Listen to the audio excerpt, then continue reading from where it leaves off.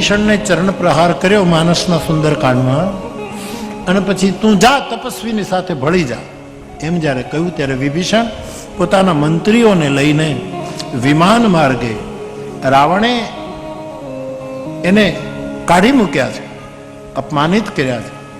અને પછી વિભીષણ વિમાનમાંથી રાવણની સભાને સંબોધન કરે છે કે રામ સત્ય સંકલ્પ પ્રભુ સભા કાલ વશ તુમરી. રામ સત્ય છે અને રાવણ તારી સભા કાળને વશ થઈ છે. હું રઘુવીરને શરણે જઈ રહ્યો છું, હવે મને કોઈ દોષ દેતા નહીં, કારણ કે તે મને કાઢી મૂક્યો. અને આ રીતે વિભીષણ જાય પછીની જે ચોપાઈઓ છે,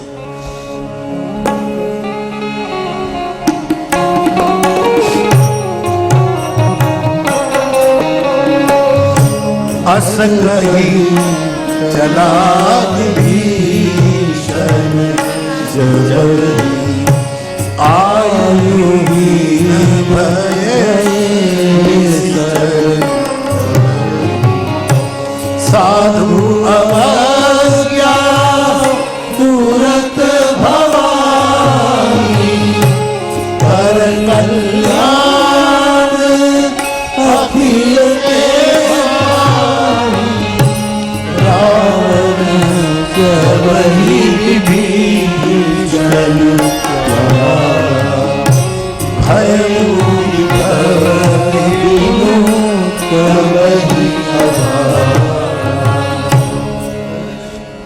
અસ કહી ચલા વિભીષણ જબહી.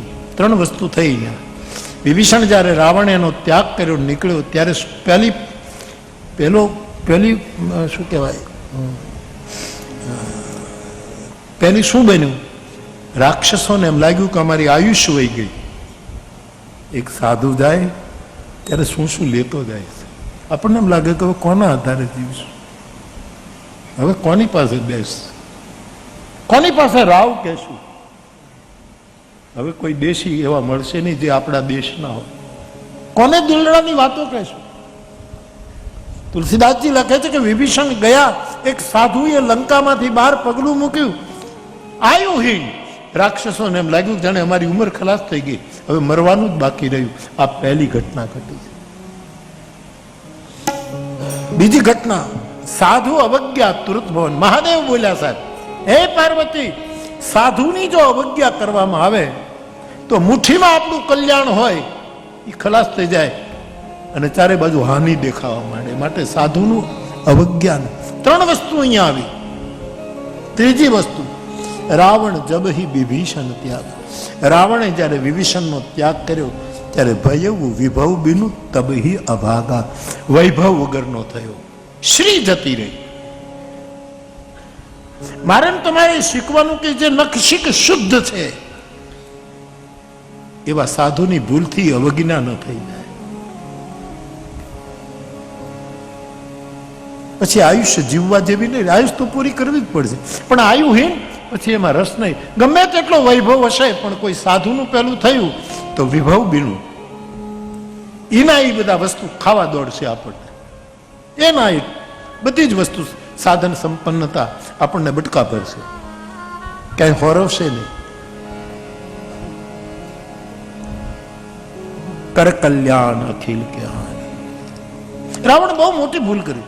આ રાવણ જોકે એ તો લીલા છે, ઠાકોરજીને આ બધું કરવું છે એ વાત જુદી છે, બાકી આપણા સ્તરે વિચારીએ તો રાવણે સીતાનું અપહરણ કર્યું એનોય વાંધો નથી, કારણ કે સીતાનું અપહરણ કોણ કરી શકે, એ તો એનો પડછાયો હતો.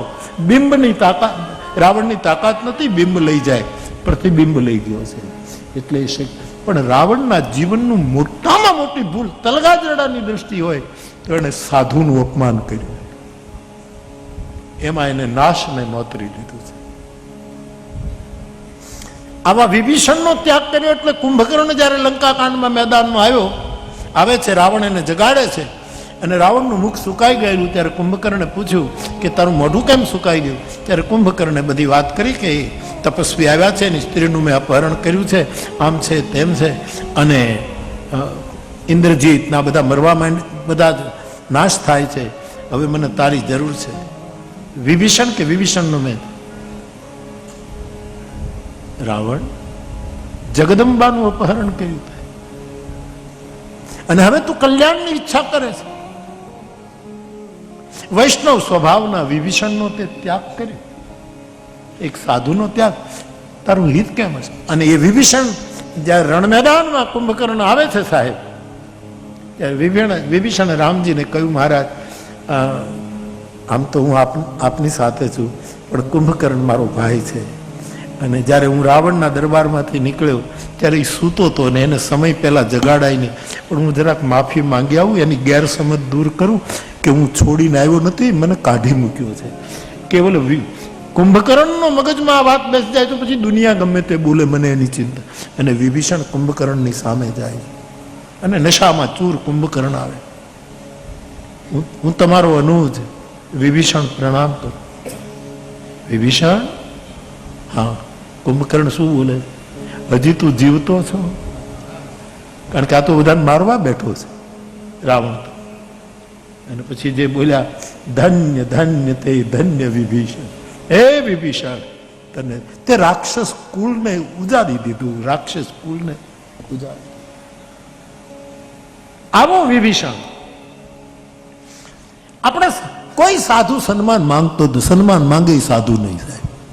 એને કોઈને આરતીઓ નથી ઉતરાવી, સાચા સાધુ એની અવગિના ન થઈ જાય એનું ધ્યાન રાખે. એની પૂજા ન થાય તો કોઈ કોણ સાધુ? પણ નહીતર ત્રણ વસ્તુ, આ તો લીલા છે પણ આપણા વર્તમાન જીવનમાં શીખવા જેવું. મારી દૃષ્ટિએ રામચરિતમાનસમાં કઈ માએ 4 ભૂલ કરી. આ ઠાકોરજીની લીલા છે, હું ભૂલ ન કાઢી શકું, પણ હું તમારા જેવો સંસારી જીવ છું એટલે મારા સ્તરે વિચાર 4 ભૂલ કરી, એના પરિણામો એને ભોગવવા પડ્યા. 1 ભૂલ, એને મંથરાનો કુસંગ કર્યો. મારા છોકરાઓ, મારા પારેવડાઓ સત્સંગ ન થાય પણ કુસંગ ભૂલમાં નહીં કરતા. એક મંથરા નામની સ્ત્રીનો કુસંગ એ કૈકેયીના જીવનની પ્રથમ ભૂલ હતી. આ આરોપ નથી, આપણા જેવાને શિખામણ મળે એટલા માટે કે કૈકેયીમાં જે કે સંતની માં છે એનું જો મગજ કોઈ કુસંગ ફેરવી શકે તો હું ને તમે કોણ? માટે કુસંગ. બીજી ભૂલ, કૈકેયી બહુ વિદુષી છે. તમે અન્ય રામાયણનો પ્રકરણો લો, બહુ વિદુષી મહિલા, બહુ જ વિદ્વાન છે. મહારાજ દશરથજીની અતિ પ્રિય છે. મંત્રી પદ નથી, પણ જ્યારે બહુ જ ગંભીર સ્થિતિ ઉત્પન્ન થાય અને કોઈ રાજાની મંત્રી પરિષદમાંથી કોઈ રાજાની સમસ્યાનું, ત્યારે છેલ્લે કૈકેયીને પૂછવામાં આવતું અને એનો જવાબ કૈકેયી આપતો. આટલી પરમ વિદુષી મહિલા. એને બધીની ખબર છે કે સામ શું કહેવાય, દંડ શું કહેવાય, ભેદ શું કહેવાય, આ બધી રાજનીતિ બધું જાણતી ત્યાં મહિલા. પણ તલગા જરડાને એવું સમજાય છે કે એક ભૂલ એ કરી, પોતાના દીકરાને ઓળખી ન શકી. મારો દીકરો સાધુ છે, મારી કુખાણે શોભાવે છે. એ ભરતને ઓળખી નથી શકતી. એ પોતે કબૂલ કરે કે આ મારી, હું એવી જનની છું કે મેં જેને જેણ્યો એને હું ઓળખી નથી શકી. હું બીજા ઈશ્વરને જોવા ગઈ, સાકેટલો તો મેં મૈથિલી શરણ, હું બીજાને જોવા ગઈ ઈશ્વરને, પણ મારી સામે મારો ભરત જ ઈશ્વરનો આદર્શ ઉભો હતો, એને ઓળખી શકી નહીં. સાકેત જ્યારે મહાકાવ્ય પૂરું થાય છે ત્યારે જે 2-4 પંક્તિઓ મૈથિલી શરણ જે લખે છે ગજબની લખે.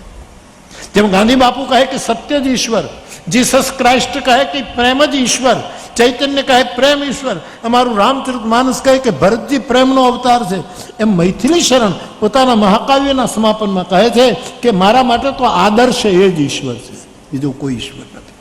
આદર્શ ઈશ્વર.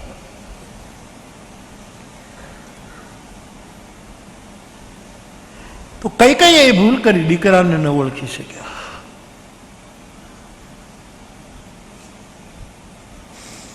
કઈ નહીં. બીજી ભૂલ, એને રામને કોઈ દિવસ ઈશ્વર તરીકે ન સ્વીકાર્યા. મને આવો દીકરો થાય, મને આવો દીકરો.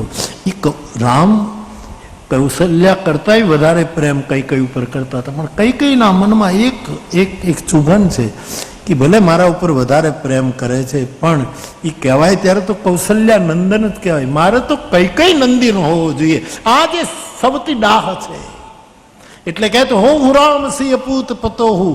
માનસમાં બોલી છે કઈ કઈ કે આવતો જન્મ જો મને સ્ત્રીનો મળે તો વિધાતા મને મારી કુખે રામ જન્મેલો હોવો જોઈએ. આ જે એની પીડા છે, એને દીકરો રામ ખપે છે, ઈશ્વર નથી જોતી. રામ બ્રહ્મ છે, રામ પરમાત્મા છે, રામ ઈશ્વર છે, રામ ભગવાન છે, રામ પરમ તત્વ છે. એક તો કુસંગ, બીજું ભરતને ઓળખી ન શકી, ત્રીજું એ બ્રહ્મને હંમેશા પોતાનો પુત્ર રૂપે જોવાની ઈચ્છા વ્યક્ત કરે છે આવતા જન્મ. અને ચોથું એનો સિંદૂર ભૂસાઈ ગયો, એનો કોઈ શોક નથી. એ ભરતને સમજાવે છે, એ ચોપાઈ અયોધ્યા કાંડમાં વાંચો કે તારા પિતા તો બધું જ પુણ્ય કરીને ગયા, સુકૃત કરીને ગયા, હવે એના પાછળ બેટા શોક ન હોય, રાજ ભોગવી લો. આવું એક સુહાગણ નારીના મુખમાં આ શબ્દો ન શોભે. આવું ક્યાં ભણક લાગે છે મને આવી ભૂલો કરી. ત્યારે સાધુ જેવા દીકરાને ન ઓળખી શકીએ માં. એવો વિભીષણ જ્યારે રામને શરણે જાય છે ત્યારે આટલી અસર થઈ. પછી લખ્યું છે હળભાઈ,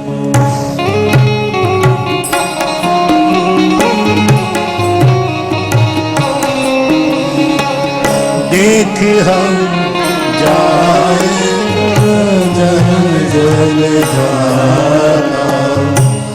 अरुण त्रिभुवन से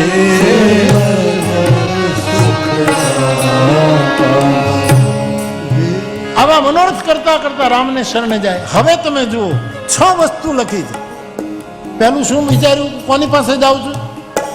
જે પદ પરસી ऋषि दंडक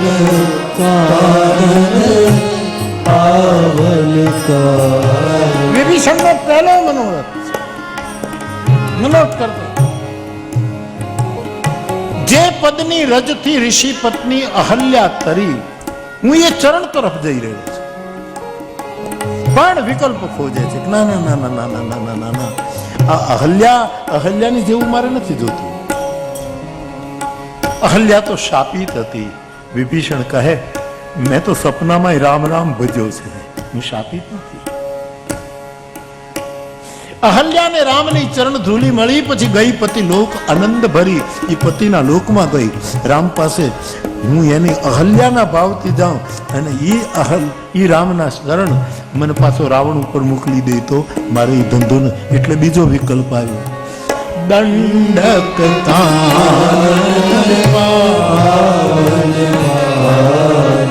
હું એવા ચરણની પાસે જઈ રહ્યો છું. વિભીષણ કહે છે કે જે ચરણોએ દંડક વનને પવિત્ર કર્યું. શુક્રાચાર્યની દીકરીને દંડકે મજાક કરી, અનર્થ કર્યો. જો પુરાણની કથા છે.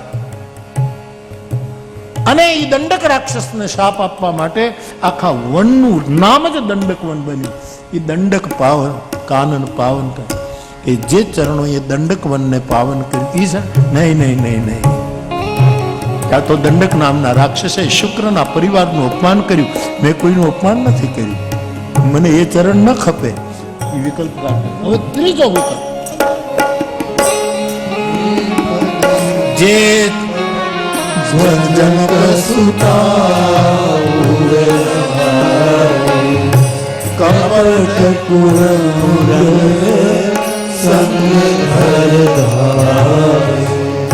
જે ચરણને જાનકીજી પોતાના હૃદયમાં રાખે છે. મારે એ ચરણ જોવા જવા. નહીં નહીં નહીં નહીં, જાનકી તો મારી માં છે. ઠાકોરજીના ચરણ એના હૃદયમાં રહે એ મારી માનો અધિકાર છે, એમાં હું ન જઈ શકું. એ ચરણ મારા માટે નહીં. હવે ચોથો વિકલ્પ, કપટ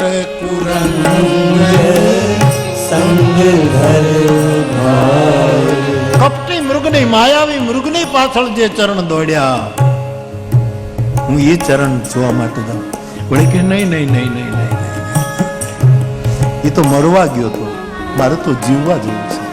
એટલા માટે કહ્યું નહીં નહીં નહીં નહીં નહીં.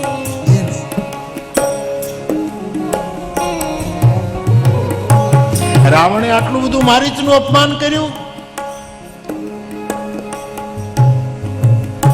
મારું અપમાન કર્યું, એવું થોડુંક અમારું સામ્ય છે. પરંતુ નહીં, મારીચના એ વસ્તુ પણ મને નહીં ગમે. આ પાંચેય વસ્તુ ઠુકરાવી અને પાંચમું હાર ઉરસ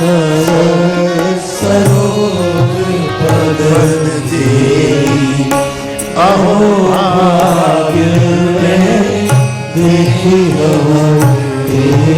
ભગવાન શંકરના હૃદય રૂપી માન સરોવરમાં જે ચરણ બિરાજે છે, હું એ ચરણ તરફ જાઉં. નહીં નહીં નહીં નહીં, શંકર એકલા થોડા છે, ત્યાં પાર્વતી પણ બેઠા હોય છે. અને તેથી એના દાંપત્ય જે ચરણની સેવા કરે એના હૃદયમાં, એમાં મારે વિક્ષેપ એ વિકલ્પ, છેલ્લો વિકલ્પ પાદુકાનો આણે પકડ્યો છે.